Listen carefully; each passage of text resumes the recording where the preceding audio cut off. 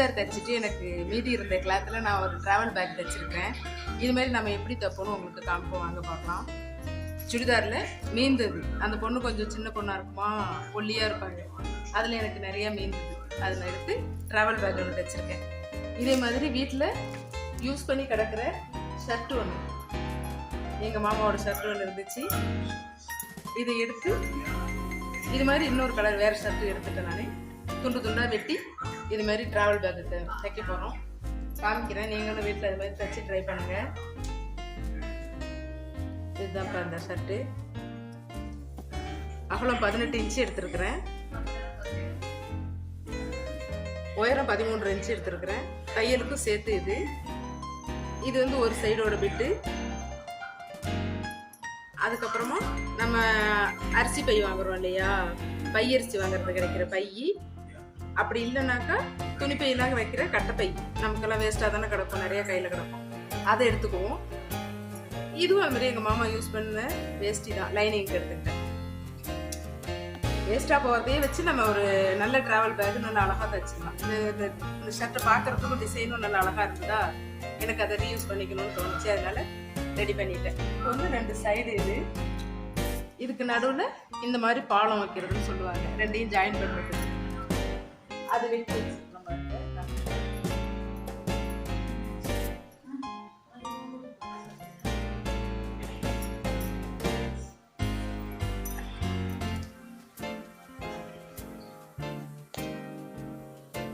பாலத்துக்கு இப்படி சுற்றளவு ஃபுல்லாக நம்ம எடுத்துக்கணும். இந்த அகலம் ஃபுல்லாகவே நம்ம வச்சுக்கணும். இந்த பக்கத்துக்கு வரணும், இந்த பக்கத்துக்கு வரணும், இந்த பக்கத்துக்கு வரணும், இந்த பக்கத்துக்கு வரணும், எல்லாம் டோட்டல் போட்டோம்னா எனக்கு ஒரு 80 கிட்ட வருது. நான் அதை வெட்டி இந்த கட்டை பையும் வெட்டி வச்சிருக்கேன். இதுக்கு மேலே நான் இப்போ உள்ள லைனிங் கொடுக்கறதுக்கு வெள்ளை துணி வெட்டணும். எல்லாமே எடுத்துக்கிட்டு ஜிப்பு வச்சு உங்களுக்கு மீதி வேலை கொஞ்சம் முடிச்சதை காமிக்கிறேன்.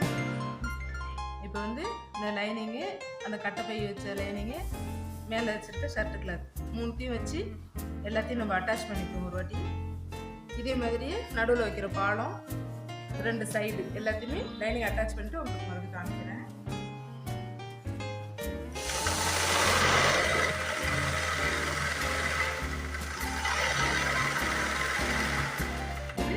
லைனிங்கும் மேல் துணியும் கட்டப்பை துணியும் சேர்த்து ஜாயின் பண்ணிட்டோம். இது வந்து 2 சைடு ஜாயின் பண்ணிட்டோம். இது வந்து பாலம் 2த்துக்கு நடுவு. பட்டனை கட் பண்ணுற ஷர்ட்டில் உள்ளது கட் பண்ணி எடுத்துருவோம். எல்லாமே நீட்டாக கட் பண்ணி வச்சுருக்கிறேன். இந்த இடத்துல வந்து நம்ம ஜிப்பு தைச்சிட்டு இதுக்கு உள் பாக்கெட் ஒன்று வைக்கலான்னு இருக்கிறேன். உள் பாக்கெட் ஒன்று வச்சுட்டு அதுக்கப்புறமா பாலத்தை இணைச்சிடுவோம். எடுத்துருக்கிறேன், உள்ளே தானே வைக்க போகிறோன்ட்டு ஸ்டிப்லாம் நான் கொடுக்கல. இந்த இடத்த 2 துணியாக மட்டும் எடுத்துருக்கேன், கொஞ்சம் திக்காக இருக்கணும்ட்டு. இதை இப்படி மடித்து இந்த ஜிப்பு மேலே வச்சு தைச்சிருவோம். இப்படி தைச்சிட்டு இதை எடுத்து பேக்கோட ஒரு சைடில் நம்ம வச்சிருவோம். பேக்கோட உள்பக்கம் தான் வைக்க போகிறோம், வெளிப்பக்கம் வைக்கல. வச்சிருவோம். இந்த ஜிப்பு கூட வேற பழைய பேக்கில் இருந்தது தான், நல்லா அழுத்தமாக இருக்குன்ட்டு பிரித்து எடுத்திருக்கேன். பிரிச்ச நூல் கூட இருக்கு பாருங்க.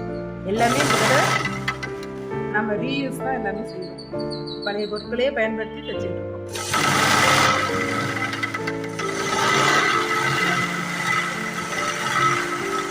இப்போ வந்து பேக்கோட உள்பக்கம் வந்து இந்த ஜிப்பை வச்சு தைக்க போகிறோம். என்னோட வாய்ஸ் ஒரு மாதிரி இருக்குன்னு நினச்சிக்காதீங்க, இழந்த பழம் வந்தது வாங்கினேன், சாப்பிட்டுட்டே பேசுகிறேன். இந்த ஜிப்பை வந்து நம்ம இப்படி வச்சு ஒரு தையல் போட்டுட்டு அதை பெரட்டி இப்படி அடிப்பக்கத்தில் ஜாயின் பண்ணுறோம்னா நமக்கு ஜிப்பு உள்பக்கம் கிடைச்சிடும். பேக்கோட உள்பக்கம் நமக்கு ஜிப்பு கிடைச்சிடும். ஏதாவது முக்கியமானது பணங்கள்லாம் வச்சுக்கிறதுக்கு நமக்கு யூஸ் ஆகும்.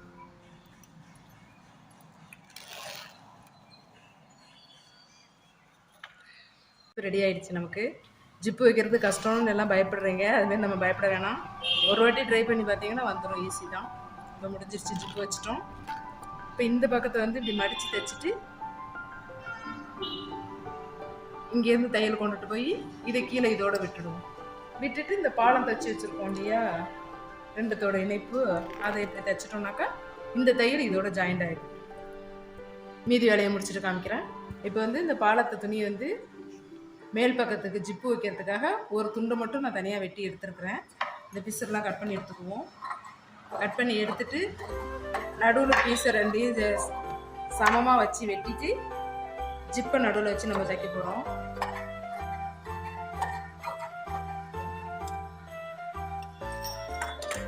இப்போ 2 பீஸாக எடுத்துட்டு இந்த இடத்துல ஜிப்பு வைக்க போகிறோம். இதை சம அளவு வச்சு வெட்டி எடுத்துக்குவோம்.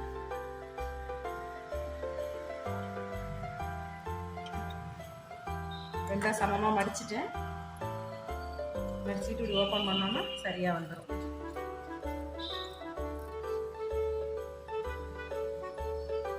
வெட்டி எடுத்துட்டு அந்த ஜிப்பை வச்சு தைச்சிட வேண்டியதுதான்.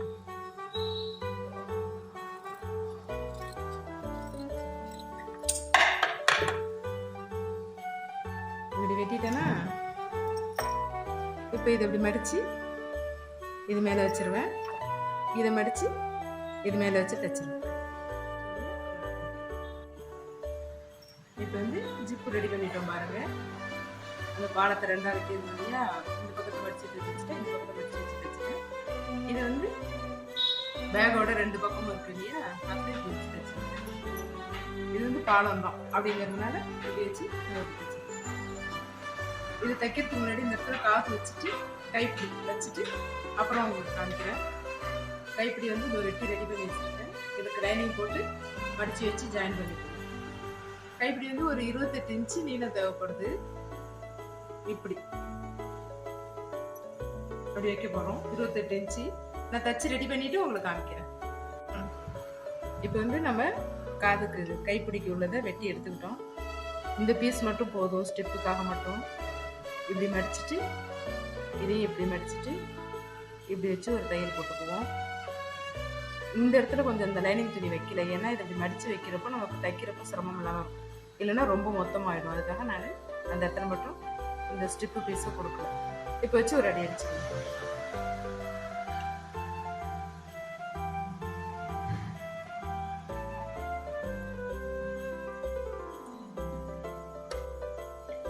இப்போ இப்படி 2 பக்கமும் மடித்து வச்சு தைச்சிட்டேன். இந்த பக்கம் ஒரு தையலும் இந்த பக்கம் ஒரு தையலும் படிமானத்துக்கும் நீட்டாக அழகாக தெரியறதுக்காகவும் போட போகிறேன். அழகாக தெரியறதுக்கு தான் இது, நமக்கு ஸ்டிப்பாக நிற்கணும் இல்லை. இப்படி ஓரத்தில் ஒரு தையல் போட்டுக்குவோம். இப்போ நம்ம பேக்கோட கைப்பிடி வைப்போம். ஒரு பக்கத்தை எடுத்துருக்குறேன். இந்த சைடுலேருந்து ஒரு 5 இன்ச்சு ஒதுக்கி இருக்கிறேன். ஒதுக்கிட்டு ஒரு அளவு கொடுத்துருக்குறேன். அதுமாரி இந்த பக்கத்துக்கு ஒரு 5 இன்ச்சு ஒதுக்கிட்டு ஒரு தையல் அளவு போட்டுருக்கோம். இப்போ 2 பக்கம் தையல் போட்டு கைப்பிடி ரெடி பண்ணி வச்சிருக்கிறத இந்த 5 இன்ச்சு தையல் போட்டு நம்ம அளவு வச்சிருக்கோம்ல அந்த இடத்துல வச்சுக்கோம். இங்கே இருந்து உயரம் ஒரு 4.25 இன்ச்சு இருக்கு. 5 இன்ச்சு இங்கே இருந்து வச்சுக்கோம். வச்சுட்டு இப்படி தச்சு இப்படி கொண்டுட்டு ஸ்கொயர் ஷேப்பில் அடிச்சுட்டு அப்புறம் ஒரு இன்ட்டு மார்க் போட்டு அடிச்சிட்டோம்னா நல்லா நிற்கும், கிளியாது, வெயிட்டும் நல்லா தாங்கும். இப்போ இந்த பக்கம் அந்த தையல் போட்டு முடிச்சிருக்கேன் பாருங்க. நல்லா நீட்டாக அழகாக இருக்குது. பியவும் பியாது, நல்லா ஸ்ட்ராங்காக இருக்கும், பயம் இல்லை நமக்கு. அதுமாரி இந்த பக்கமும் தையல் போட்டு முடிச்சுக்குவோம். அப்புறம் அந்த பக்கத்து கைப்பிடியே வைப்போம். கைப்பிடி வச்சு தைச்சிட்டோம். இதை நம்ம தைக்கிறப்போ இந்த இடத்துல இப்படி சுருண்டுக்காமல் பார்த்து வச்சு தைக்கணும். இப்படி தைச்சி இப்படி கொண்டு தைச்சிட்டேன். இப்போ இந்த பாலத்தை ஜிப்பு வச்சு எடுத்து வாய்ப்பக்கம் பேக்கோட மேல் பகுதியில் தைக்க போகிறோம். இதோட தைச்சி எடுத்துட போகிறோம். இப்படி வச்சு தையல் போட்டு இப்படி திருப்பிக்க போகிறோம். இதோட இன்னொரு பகுதியவும் இப்படி வச்சு தைச்சிட்டு இப்படி திருப்பிக்க போகிறோம்.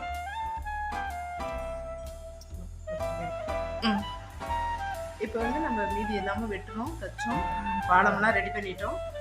இதுக்கப்புறம் மீதி கொஞ்சம் துணி இருந்ததுனால சைடுக்கு இன்னொரு ஜிப்பு வைக்கலாம் வெளிப்பக்கமே முடிவு பண்ணி எல்லாம் ரெடி பண்ணி வச்சுருக்கேன். இப்படி ரெடி பண்ணிட்டேன். இந்த ஒரு பக்கம் முன்னாடி காமிச்ச மாதிரியே ஜிப்பு வச்சுட்டேன்.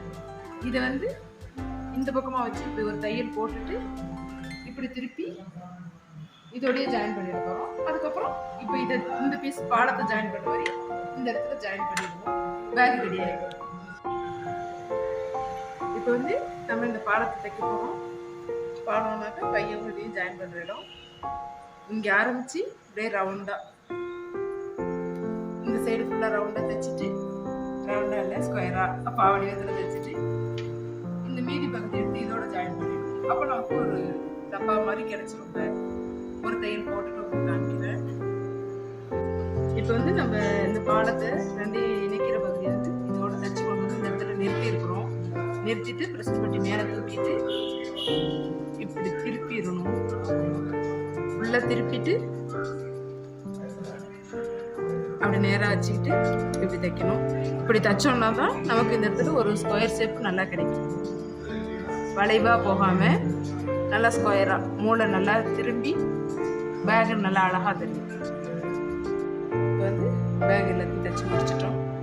அந்த பாலம் சொன்னேன் இல்லையா, இந்த சைடு வச்சு இப்படி ஜாயின் பண்ணிக்கிட்டேன். இதோட இன்னொரு பகுதியில் இந்த பக்கத்தை வச்சு ஜாயின் பண்ணிட்டேன். ஃபுல்லாக இப்போ 2 தையல் போட்டுட்டோம். நம்மளோட ட்ராவல் பேக் ரெடி. சைடுக்கு ஜிப்பு வச்சுருக்குறோம். இது ஒரு பக்கம். இந்த பக்கத்தில் தான் நம்ம உள்ள ஜிப்பு வச்சுருக்குறோம். 2 ரன்னர் வச்சு பாதுகாப்பாக லாக் போட்டுக்கிற மாதிரி கூட 2 ரன்னர் வச்சு தைச்சிட்டதுனால சின்ன போட்டு போட்டுக்கலாம், லாக்கும் வச்சுக்கலாம். வேண்டியது இல்லைன்னா 1 ரன்னர் வச்சு கூட போட்டுக்கலாம். இதில் பயன்படுத்தியிருக்கிறது எல்லாமே ரீயூஸ் தான். இதுவும் பழைய பேக்கில் உள்ள ஜிப்பு தான். பழைய ஷர்ட்டு, கட்டப்பை பழசில் உள்ளது எடுத்தோம். லைனிங் துணியும் பழைய வேஷ்டியோட இது. நீங்களும் செய்து பார்த்து பயன்பெறுங்க. பை.